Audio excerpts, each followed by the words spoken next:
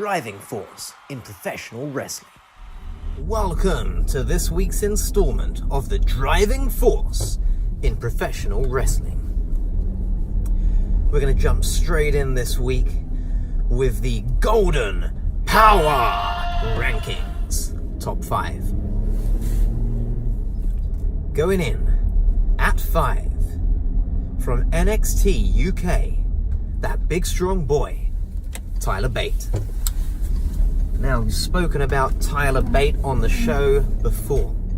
Real up-and-coming prospect. I say up-and-coming, quite frankly, he's already there, but I suspect there's a hell of a lot more to come. Tyler Bate had a brilliant match this week against the gentleman Jack Gallagher, making his NXT UK weekly TV show debut. They were filming this week's episode, I believe, in Phoenix. Consequently, we had quite a cross-brand show, really. I mean, obviously, Jack Gallagher is typically seen on 205 Live. Makes great sense for him to appear, another Brit, on the NXT UK brand. So over he jumped. Fantastic match between the pair. We also had Cassio Ono take on Walter, and we had a tag team title match in the main event, which was also really very good, with the grizzled young veterans retaining against the likes of Danny Burch, another Brit, and Oni Lorcan, if I say his name correctly. Never been quite sure if it's Wani or Oni. I should pay more attention to the commentary when he's on the screen. Anyway, back to Tyler Bate, that big strong boy. What I like about Tyler Bate is, much like the Velveteen Dream, way ahead of his time, he has the art of storytelling. Again, he is quite a unique character with quite a unique moveset. We see things from Tyler Bate that we're not overly familiar with. He is a blend of technical wrestling, British strong style, and impressively Lucha Libre. Good old mix there to throw in the blender. So quite simply, if you've not seen it, worth checking it out. Always worth checking out a Tyler Bate match. I'm pleased to see him, as well as his formidable tag team, Moustache Mountain, who have been entered into the Dusty Rhodes Classic. That's one to watch. I'm pleased to see Tyler Bate in singles competition fairly regularly again. Entering at 4, KO, Kevin Owens. Now, we had one hell of a story develop this week on SmackDown Live, when our Lord and Saviour VKM came out, disrupted the contract signing between D-Bry, Captain Planet, and Kofi Kingston of the Pancake. Well, just before Kofi could sign his contract, the music hit. No chance in hell! Out he come. VKM introduced KO, turning up on SmackDown Live, so he's jumped brands, removing Kofi from his spot in the Fastlane main event for D-Bry's World Championship belt, replacing him with Kevin Owens. This was not met with great glee and adulation from the universe, as you'd expect. We're all behind Kofi, but we can strongly surmise that we may be getting exactly what we want, and that is Kofi Kingston versus D-Bry for the championship at Mania. Oh, what a time. The universe is so behind Kofi right now. Probably the only thing that rivals the hype behind Kofi is the hype behind Becky. And this is major damn hype. So I think we're probably getting what we want and what the universe deserves, damn it. Okay, so back to KO. His re-debut on SmackDown Live, as you expect from Kevin Owens. Pretty excellent. Interestingly, perhaps most interestingly of all, he hit a pop-up powerbomb, albeit not in the most traditional sense, on D-Bry, for D-Bry to kick out of it, and then beat him. Stone Cold! He beat him with a stunner. Well delivered stunner. Immaculately sold by D-Bry. Renee Young, I'm here for it. I'm digging this new finisher from Kevin Owens. He's already got a video game moveset. Outstanding stuff. He could fight anyone. Going in at number 3, the man, Becky Lynch. Now, Becky Lynch goes in this week after showing up again on Raw to confront rowdy Ronda Rousey. Yet again, pitched up with her crutches at the ready, full-on attack mode. Very Stone Cold Steve Austin. That's very much been the theme, it seems, this week. So Becky came out, attacked Ronda. Ronda looked pretty strong. She went straight in. Blows were exchanged. Security guards were put to the ground. Eventually, the police department arrived, handcuffed Becky this week, and sent her out of the arena for an overnight stay at the Usos Penitentiary, no doubt. Quite interesting as the story continues to evolve and develop. Ronda has been particularly vocal on Instagram and Twitter. Now, I know that's been going on for weeks now between the pair, but in particular, these last couple of days, she's been saying things that you don't imagine WWE, at least not in recent times, would typically have approved of. We just don't know what's going on behind the scenes at the moment and who's getting leeway for what. Particularly through social media, it's a handy resource because it can always be claimed that WWE is not represented by their characters through these characters' personal social media accounts. So when Ronda Rousey, for example, this week posts a picture of Becky Lynch having her in the disarmer, Ronda Rousey's arms sticking up from out the front of Becky Lynch's crutch area, and she says, "This looks like the dick that you wish you had," and then later goes on Twitter to announce that next time she sees Rebecca Quinn, Becky Lynch, she's going to go off script and kick her ass. All sounds a bit unhinged, as brother Chris pointed out to me in a text exchange between the pair of us discussing the matter. Was she drunk? Superb, whatever happened. She's certainly something. One thing's for sure, they're both on the road to gold, the road to Wrestlemania. It's got a real Brock Lesnar feel going into this Ronda Rousey big time mania. So this year, there's a lot of build behind her, a lot of familiarity. Her character has grown no end. And this time she's going in as the defending champion, presuming she is holding the belt come WrestleMania, because of course she laid it down at the feet of Stephanie McMahon this week on Raw after this confrontation. Really trying to push the authority figures to reinstate Becky Lynch and get her in that Mania main event with Ronda, all part of pushing forth the women's evolution and creating a platform, a match that is worthy of main eventing at the very biggest stage of them all, this year's Golden Mania. Now, going in at number 2, Little Jimmy. Well, R-Truth. R-Truth has been the United States champion for a few weeks now, and this week on SmackDown Live, he set out an open challenge. Not only is he bloody hilarious, and a great pairing with Carmella, Mella is money, but R-Truth had his open challenge for the US title answered by not one, but 2 opponents in Andrade Cien Almas El Idolo and the master of the 619, the greatest mask of all time, Rey Mysterio. What a match that turned out to be. On several occasions, it felt as though R-Truth was going to drop his belt, lose the US Championship, but instead, blow me, he retained the thing against 2 very worthy opponents, 2 very worthy US champions. I enjoyed it. I like R-Truth. I think it's fun that he's finally got a major title again, and he's actually quite unpredictably defending the thing successfully. It was a good match. Well done, R-Truth. always thoroughly enjoy his corkscrew, kamikaze, little Jimmy uppercut, or whatever you want to call that move. The guy's athletic, he can go. So why not? I think there's a potential. We've seen him in the last couple of months have some fine matches against the likes of Daniel Bryan and others.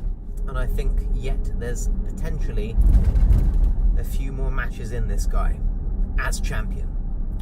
Now, entering this week's Golden Powah Rankings at number 1. Who else could it be after Superman punching cancer in the face?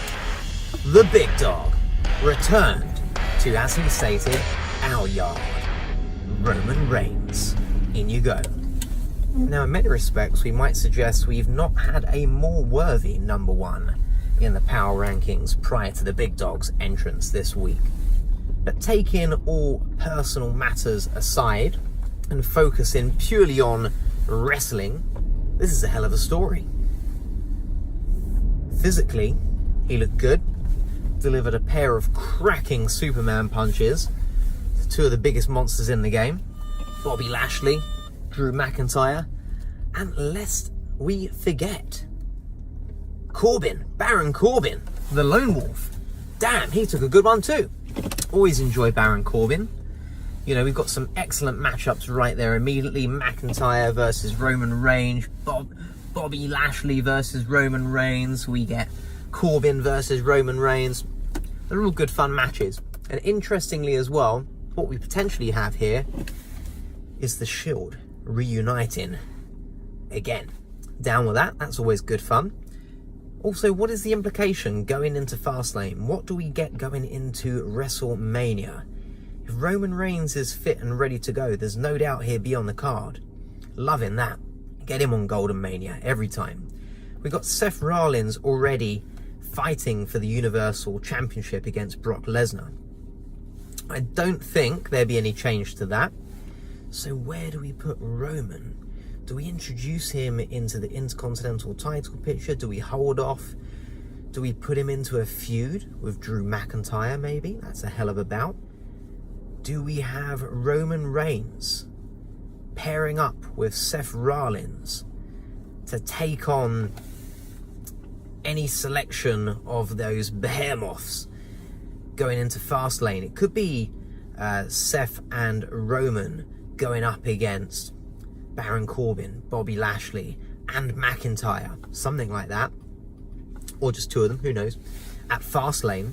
But what would be cool is if it is a handicap match, and then Dean Ambrose comes out and supports his old brothers, and that is how the Shield reunites. That'd be cool.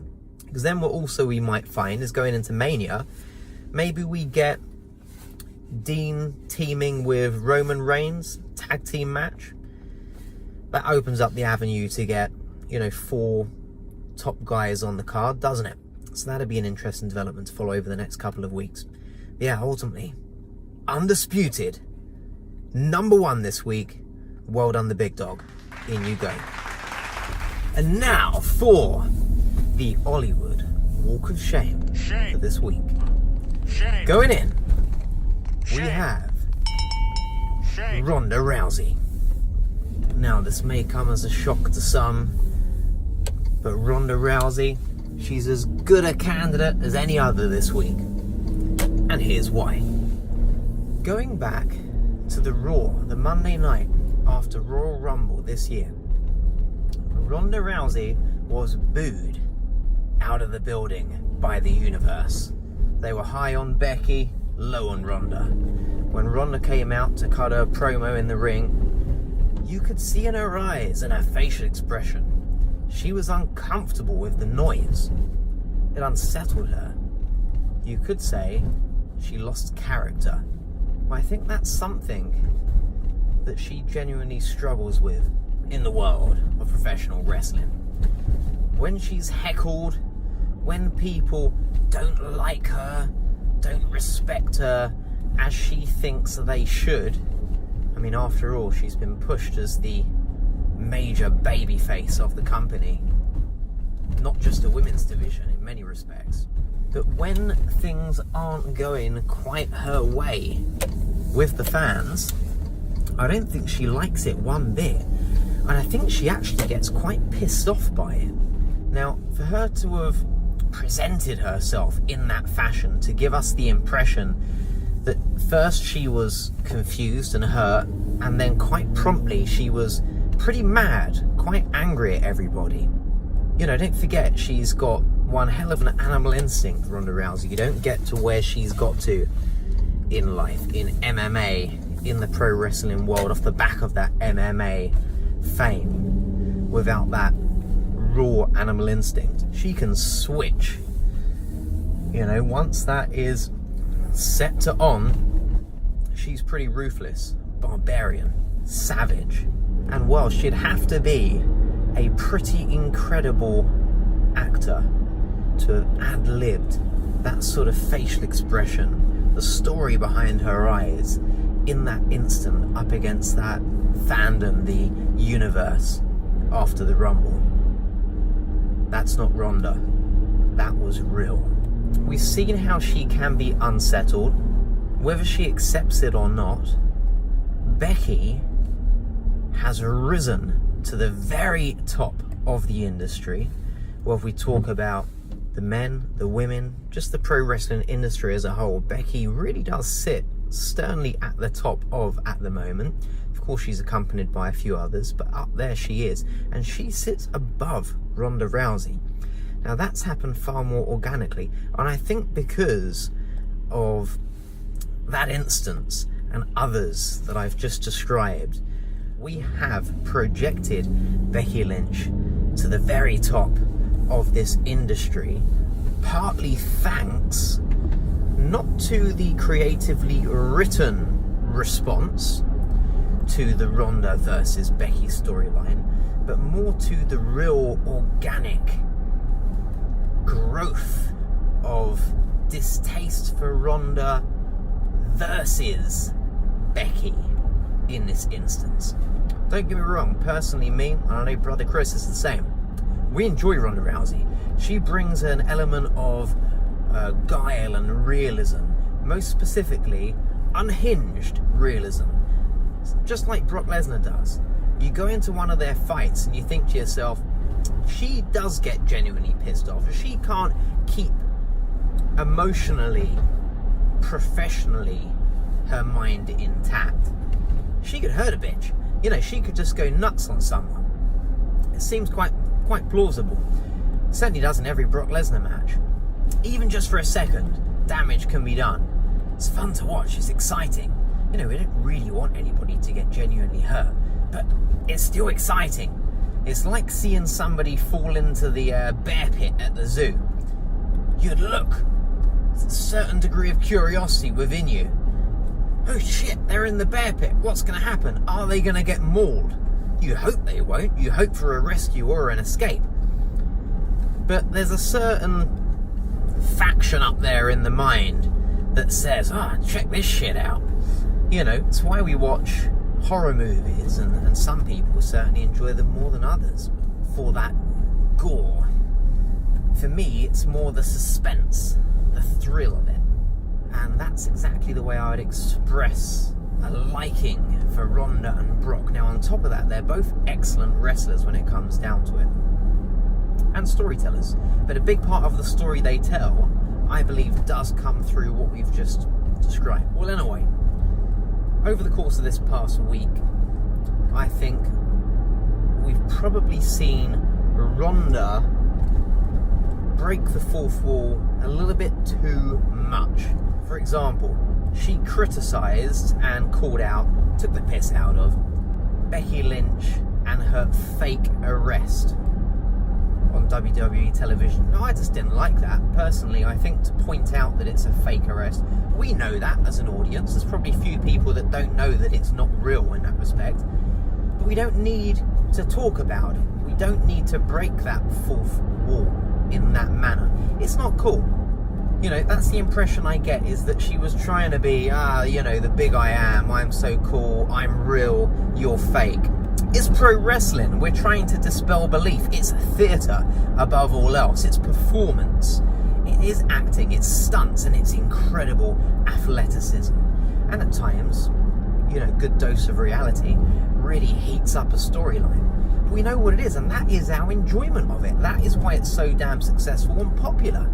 It's not Ronda because we don't realise that it's not real and it requires pointing out and there is anything to be gained by that. You know, I don't think that Ronda, neither does anybody else, is suddenly more badass than Becky because Ronda's done MMA. Couldn't give a shit, to be honest. Just like Becky, she didn't have to do MMA to come through and to be massively hype. I grew up as a child absolutely idolising the Ultimate Warrior. He wasn't in the MMA before that. He hadn't created this real-life tough guy image. In fact, at his Hall of Fame ceremony, when he entered the Hall of Fame a few years back now, the Ultimate Warrior, load the spaceship with rocket fuel, warriors! Still lifting weights in his name. Well, when he was there, part of his speech, he pointed out that as much as we portray tough guys on screen, a lot of us aren't actually tough guys. We're playing a part, we're acting. And I respected him for that. That's fine. I mean, compared to the average person who doesn't work goddamn hard in the gym, I'm telling you, the Ultimate Warrior is definitely a tough guy compared to many, but he wasn't going to go out there pretending that he was something that he wasn't. Ronda, we don't give a shit when it comes down to it. As proven by the rise of Becky Lynch, that is not what is going to win us over. It's a fun add-on to your persona, to your character and to your story. Just like Brock. But Brock was massively over before he went MMA. It added to it somewhat. If anything, it makes him, just like I find Ronda becoming, a more patronising character. Because when it comes down to it, we're going to believe what we're going to believe, and we're going to enjoy what we're going to enjoy based on the presentation in pro wrestling. And it's got very little to what somebody has achieved outside of the glorious sport of pro wrestling. So Ronda, shut up and put up in the wrestling ring. In you go this week. Just to point out, I still like Ronda Rousey. I'm a fan.